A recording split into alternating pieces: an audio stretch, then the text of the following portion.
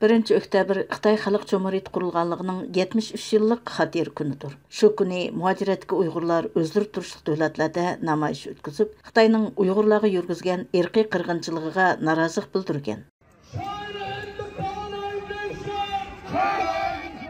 Xitoy davlat ichida va chet ellardagi diplomatik organlarda dag'dug'uluq turli faoliyatlarni o'tkazib, Xitoyning davlat bayramini tabriklayotgan bir vaqtda Turkiya va Yaponiyani o'z ichiga olgan g'arb davlatlaridagi Uyg'urlar, Tibetlar, Hongkongliklar va boshqa tashkilotlar bilan birlashib, Xitoyning chet ellardagi elchixona, konsulxona oldida va ommaviy maydonlarda yig'ilish o'tkazib, BDTni va davlat hukumatlarini Xitoyning irqiy qirg'inchiligini to'xtatishda amaliy harakat qo'llanishga, Xitoyning Sharqiy Turkistondagi 73 yillik mustamlikachilik hukmronligiga xatim berishga chaqirgan.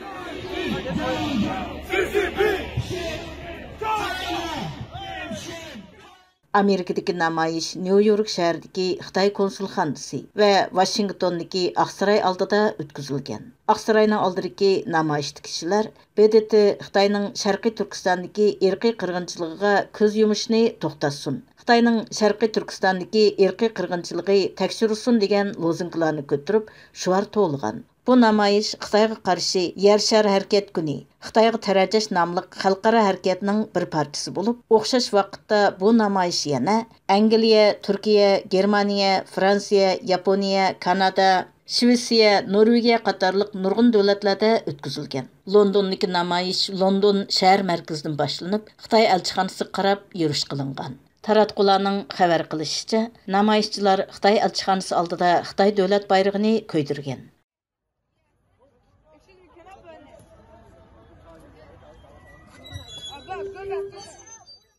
Kanadadagi namoyish Toronto, Vancouver, Calgary qatorliq shaharlarda o'tkazilgan.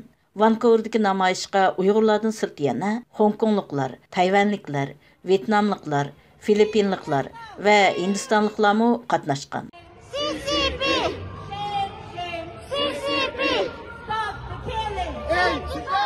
Turkiyadagi namoyish İstanbulning Beyazit maydonida o'tkazilgan bo'lib, taxminan 5-600 dek kishi qatnashgan bu namoyishda Sharqiy Turkistonga mustaqillik degan shuarlar to'langan. İntikam, intikam, bizaniz, qanakan, intikam, intikam.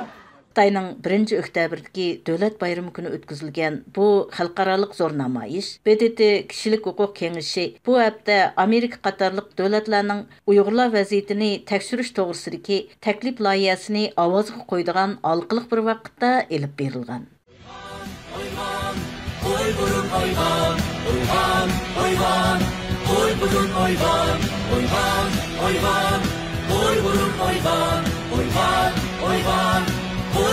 Oy